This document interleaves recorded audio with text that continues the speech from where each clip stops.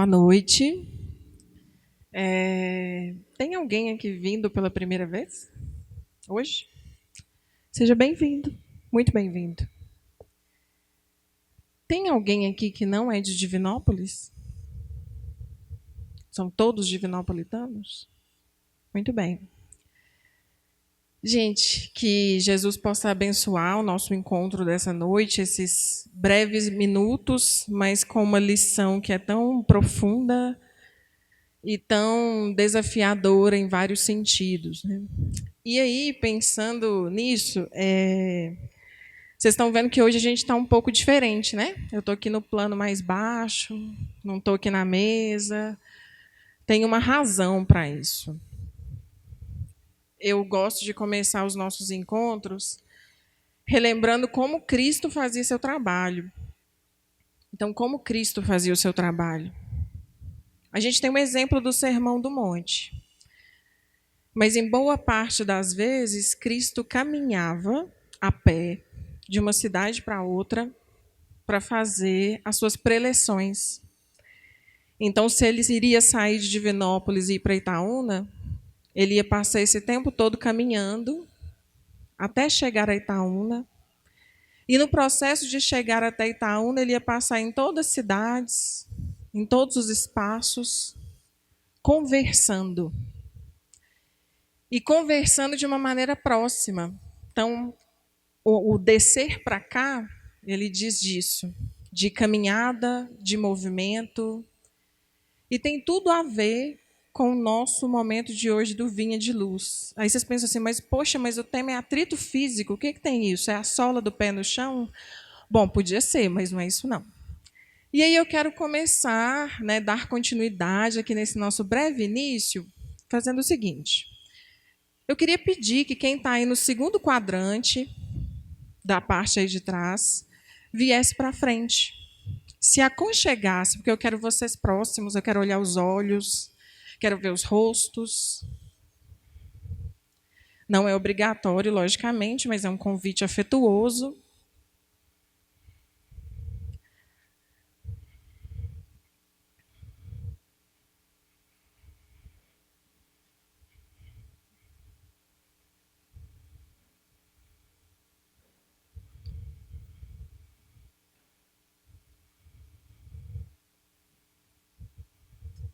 Muito obrigada. Vocês poderiam, inclusive, ter se recusado veementemente. Observem as pessoas que estão atrás de vocês, na frente, do lado. Pode olhar, gente, vira a cabecinha aí. Isso. Isso que a gente está fazendo é um tipo de atrito físico, só que é um atrito físico positivo. Às vezes a gente entra, vou pegar vocês dois de exemplo. A gente senta aqui nas primeiras cadeiras, fica quietinho e não olha quem veio, quem está aqui com a gente partilhando os saberes do Cristo. Para quem está aqui na frente, inclusive, é tão mais aconchegante e quente quando vocês sentam aqui pertinho. Dá para sentir. Ou é aquelas balançadas de calango da cabeça, assim, isso aí eu concordo. Ou é aquela coisa assim, não, isso aí é meio esquisito. E está tudo bem, porque o encontro é assim. Só que o nosso tema de hoje é atritos físicos.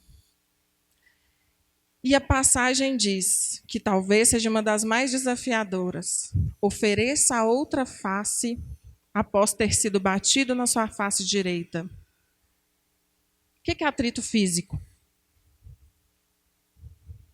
Primeira coisa que a gente pensa talvez seja exatamente a agressão. A agressão física. O ponto em que a gente perde o lugar, perde o controle das nossas emoções e sentimentos e parte para o atrito físico.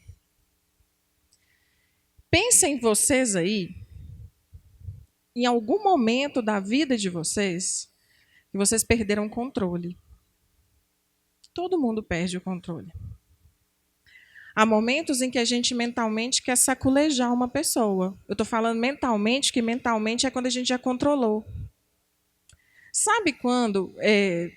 isso aí é um exemplo muito clássico. Na relação mãe-filho, filha, a relação mãe-filho-filha, a mãe, a mulher que é mãe, já vivenciou um tanto de coisas. Aí ela quer falar, fulaninho, não faz isso. Aí você fala de novo, fulaninho, não faz isso. Aquilo não entra na cabeça.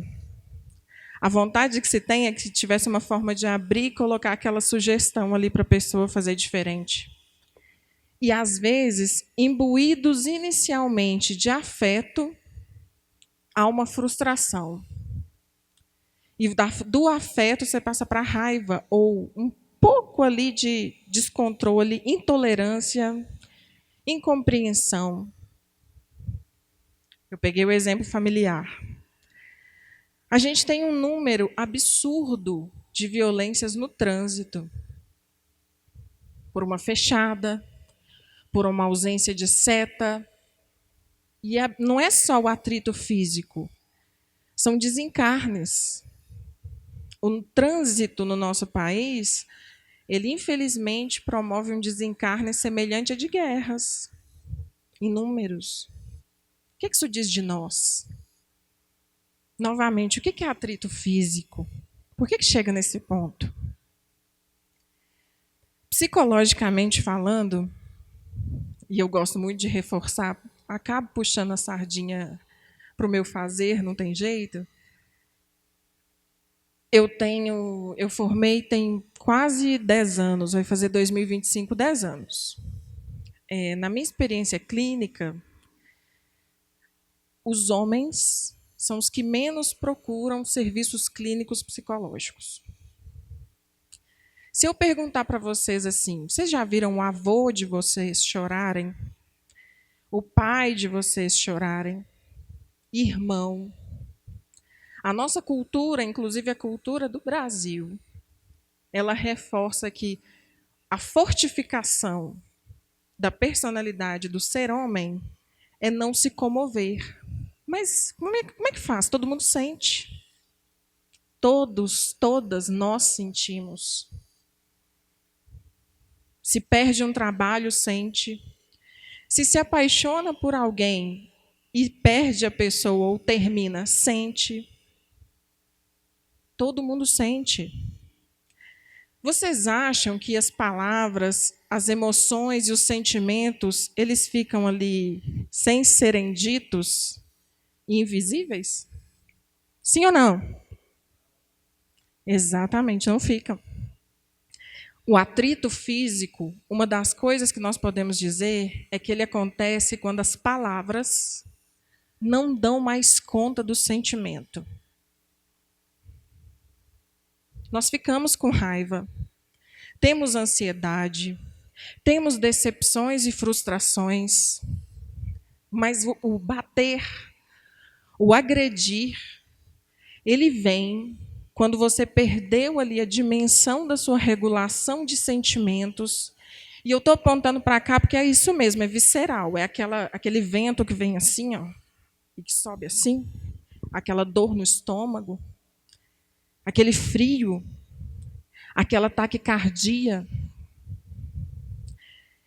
Eu não sei se vocês sabem, mas nós temos uma série de ataques cardíacos por raiva, por simplesmente raiva, cólera.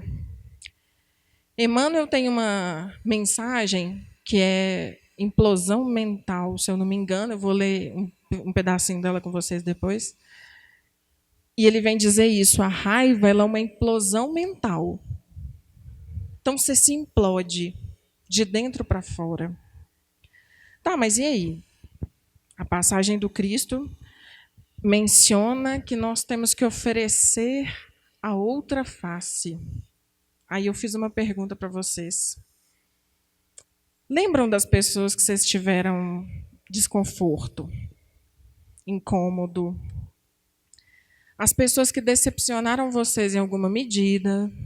A vida é assim. A nossa jornada espiritual é feita de encontros e desencontros, o tempo todo. Tem aquela palavra que ficou popular. Deve ter aí uns 5 anos, essa palavra ficou bem popular. Ranço. Você riu, né? É isso mesmo. Eu vi que você riu. Ranço. E aí ficou até comum, assim.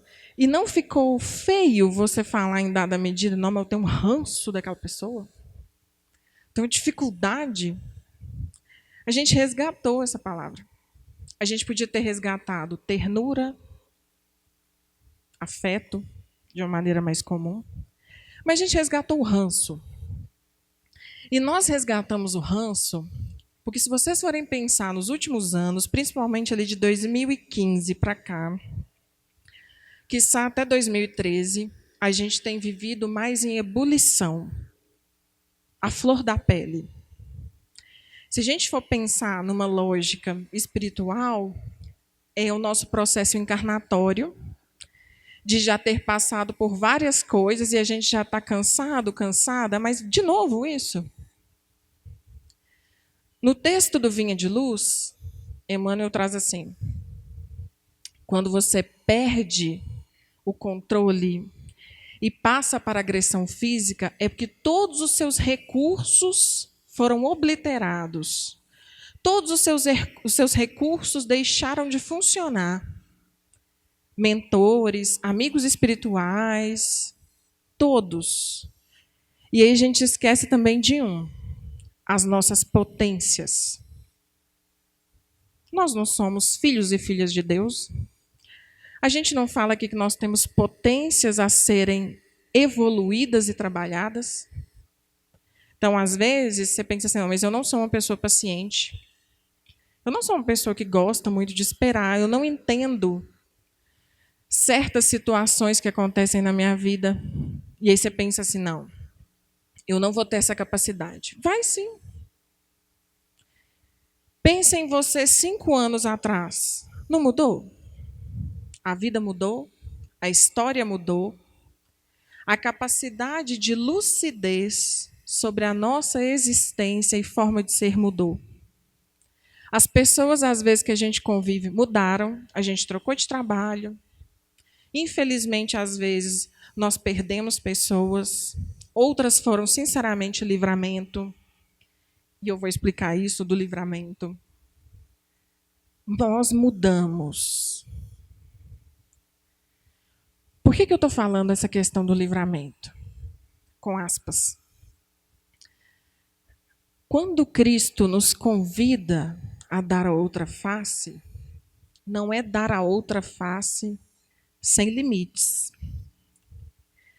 Nós, enquanto espíritas, muitas vezes, nós, infelizmente, romantizamos a dor. Vou explicar. A gente se apega num discurso um pouco raso e que nos promove culpa ao invés de nos promover mudanças positivas, e nós sustentamos relações insustentáveis. Vocês conseguem conceber a espiritualidade? Vamos pensar numa conversa com Chico, com Cristo, enfim, pensem aqui quem vocês queiram, Emmanuel, falando assim, olha, você está nesse relacionamento abusivo, violento, mas você continua nessa relação assim, porque o seu planejamento encarnatório falou que você tem que continuar nessa relação abusiva. Vocês acham que ele ia falar isso? Não. Mas isso nos atravessa. Se a gente não toma cuidado, nós começamos a sustentar nossas relações como fardos eternos. Nós não somos espíritos eternos diante a eternidade? A gente não acredita que a gente vai voltar? Por que a gente cisma que tem que resolver tudo numa encarnação só?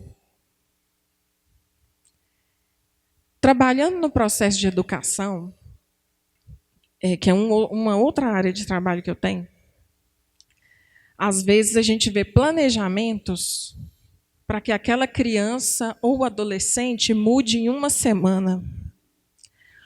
Um hábito que ela construiu durante a vida dela inteira. Muitas vezes, a gente chega numa determinada idade, e isso é muito comum aos idosos, porque eles escutam e abraçam isso. Não, fulano foi sempre assim. Não, você acha que com 70 anos ele vai mudar? Ah, não, vamos deixar para a próxima encarnação. Vocês entendem que essa fala é como se a gente deixasse, a gente mata a expectativa. É como se aquela pessoa morresse em vida. Porque ela nunca vai mudar. Estou falando isso tudo por uma razão. E aí eu vou terminar essa parte do atrito físico. Quando Cristo nos convida a repensar a relação e oferecer a outra face, você tem que ter um exercício de consciência com você, que às vezes não é fácil, e pensar: vale a pena manter essa relação? Eu consigo manter essa relação despertando o melhor de mim? A minha intervenção, a minha travessia da vida junto dessa pessoa é positiva? Nós estamos, inclusive, num processo de aceleração tão grande. Outro dia eu fui ver um exemplo disso, num outro momento, até foi num vídeo desses do YouTube, da profissional contando que as filhas adolescentes tinham ido assistir um filme na Netflix e acelerou. Vocês sabem que dá para acelerar na Netflix? O que você está vendo, o que você está assistindo? Poxa, mas o prazer não é assistir um filme sem estar no modo acelerado? A gente quer resolver as coisas para ontem, inclusive as nossas decepções. Às vezes você gosta e você ama uma pessoa, mas aquela relação é como se fosse uma terra dura. Sabe aquela terra dura de chão batido, quando você vai para a roça, que já passou tanto carro que socou aquela terra? Até para você passar um arado da relação demora um tempo. Você passa um primeiro arado, arranca só uma casquinha, e que é uma brecha. Às vezes é a brecha necessária para você depositar uma semente. Nós, com a nossa imaturidade, vamos lá, a gente deposita a semente no raso, vem um super sol, vem a água que não adentra, naquela terra quente, e a semente morre. Às vezes nós caminhamos nas nossas relações apressando-as, sem dar tempo. Às vezes você vai conseguir só depositar uma semente. Recentemente, principalmente, aí a gente estava falando da questão clínica, da dificuldade dos meninos, garotos e homens, às vezes, falarem de alguns sentimentos. Não é só eles, não. Eu tenho atendido muitas mães que têm aí os seus filhos e filhas com diagnóstico de autismo ou algum outro transtorno de desenvolvimento. E, às vezes, são mães sem rede de apoio e cansadas. Até para encaminhar para um espaço de cuidado, a gente tem que conversar com elas para elas entenderem que elas merecem cuidado. O que tudo isso tem a ver com atrito físico?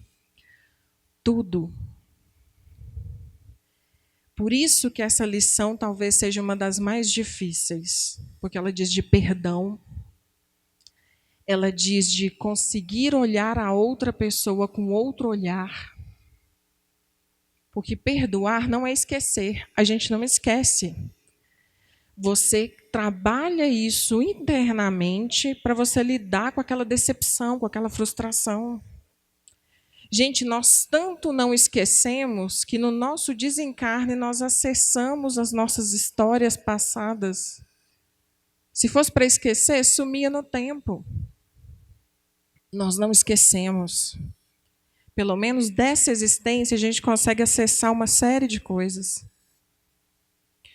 Quando Cristo nos convida a dar a outra face, é um olhar de novo. É nós conseguirmos acreditar que eu mudo, Aquela pessoa que eu me decepcionei, ela pode mudar? Pode levar 10 anos? Pode levar. Pode levar 60 anos? Pode. Às vezes não vai ser nessa encarnação? Aham.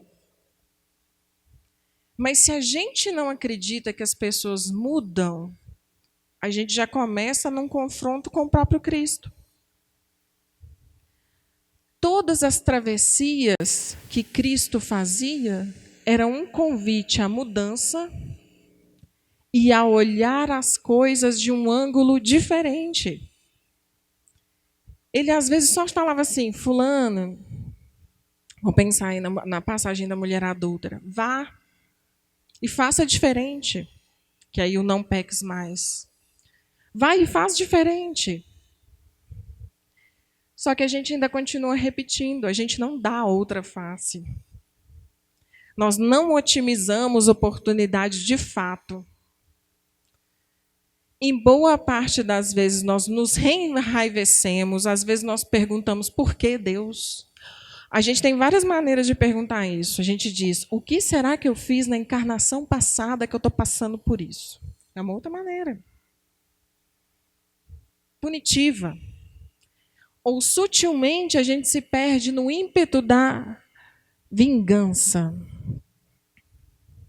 Não, e aquela vingança às vezes sutil. Não, confia em Deus. Deus vai dar para essa pessoa o que ela merece. Quase pensando assim, eu confio. Aí, a nossa relação com Deus deveria ser uma relação de não de punição, mas de acolhimento e afeto. Mas nós imputamos Deus nesse lugar. Não, eu tenho fé em Deus, na justiça divina, que Ele vai passar por alguma coisa e vai aprender. Gente, isso muitas vezes é uma vingança travestida. Ao invés de falar aquela coisa assim, tomara que você caia e quebre o pé, tomara que você, sei lá, termine essa relação. Não, a gente usa artifícios porque a gente é muito inteligente. Só que não tem como enganar a espiritualidade. Não tem como enganar o Cristo. E por mais que a gente acha que tem, não tem como enganar o nosso coração. Então vejam só. Quando eu pedi vocês para virem aqui para frente, para sentar aqui, eu convidei vocês para uma outra psicosfera. Alguns já estavam aqui na frente, mas uma parte significativa estava lá atrás. Então eu falei assim, senta mais perto. Existe a probabilidade de ter pessoas que vieram e não gostaram. E me desculpa por isso, mas que bom que você veio, viu? Se foi esse o caso. A gente cria o tempo todo.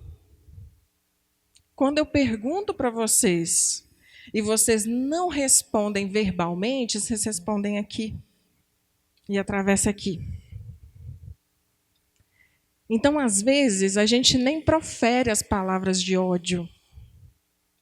Para quem dirige aí, tem habilitação, seja moto ou carro, às vezes você nem xinga aquela pessoa, você nem coloca na linguagem verbal, mas a sua psicosfera é tão carregada que ela consegue se comunicar com outras coisas. Sabem quando a gente tem esse pensamento e aí você fica com um incômodo? Vocês já sentiram isso? Assim, vocês ficam meio com raiva mesmo. E aí fica aquela coisa estranha aqui, assim, aquela sensação de abafamento, de estou abafado, estou abafada, de que eu precisava gritar mesmo, que a energia é tão densa que a sua vontade é gritar. Pois é porque está abafado aqui mesmo. Você conteve uma energia.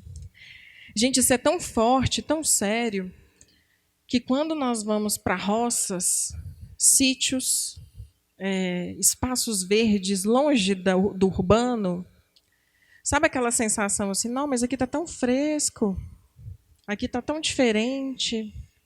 Aí eu venho para a roça, para o sítio, seja o que for, eu sinto uma leveza, mas está sentindo mesmo. Quando a gente sai aqui na 1º de junho, ou aqui na Magalhães Pinto mesmo, nós temos a circulação de várias pessoas com as suas mais variadas vibrações. É como é que é seu nome? Ronaldo? É como se a minha nuvenzinha, ela tem um alcance tão grande que ela consegue se conectar com a do Ronaldo. Nós aqui estamos numa conexão nesse momento. Por mais que estejamos em pontos variados da nossa história, estamos num nível. Se aqui fosse um outro espaço e estivesse tocando uma música de outro tom, nós estaríamos em outra faixa vibracional.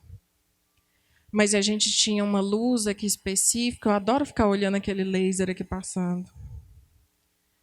A gente tinha uma meia luz. Esse é um ambiente em que as paredes têm uma imantação diferente. Às vezes não precisa nem de você falar para agredir. Sabe aquela sensação de receber um olhar agressivo? É porque, de fato, você está recebendo um olhar imbuído de vibração. Emmanuel fala, pensamento é vida. E nós esquecemos disso. Pensamento é vida. Por que a mulher tocou na roupa do Cristo e foi curada? Porque na roupa do Cristo estava magnetizado amor, cura, afeto, energia pura.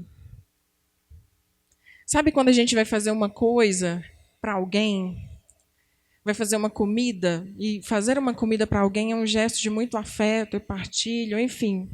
Às vezes você vai comprar no iFood, gente. Tudo bem, ninguém é obrigado a gostar de cozinhar. Mas você compra e você pensa naquela pessoa assim, poxa, a Priscila adora um bolo de chocolate. Vou pedir no iFood para ela. Isso chega. É vibração. Aí Emmanuel continua nos provocando, dizendo assim. E aí ele faz uma comparação assim, que é dolorida para os egos.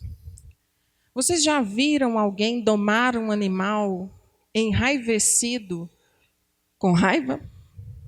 Vamos pensar um cavalo brabo. Chucro. Vocês já viram domar um cavalo chucro açoitando ele? Não.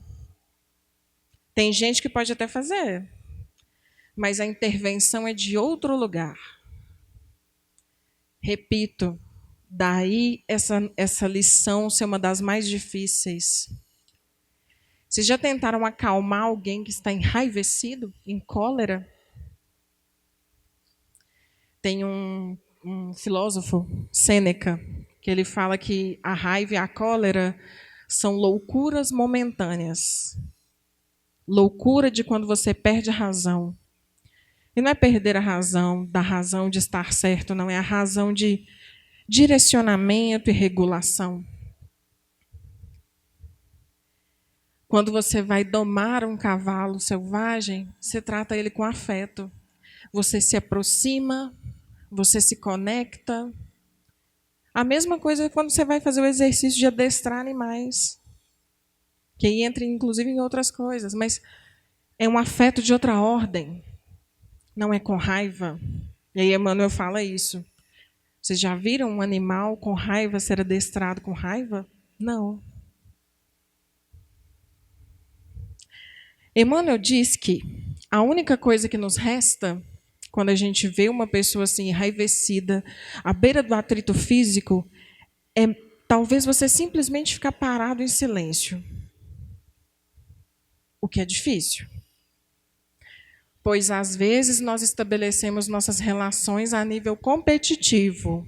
Eu vou falar por último, porque eu é que estou certo e estou certo. A última palavra é minha. Eu não levo desaforo para casa. Isso não chama a pessoa à razão. A gente, às vezes, não para e pensa, como eu disse, sem estar acelerado,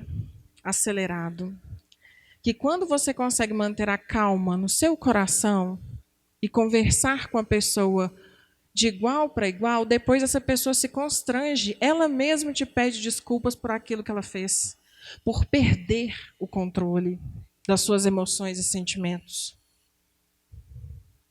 Não é fácil.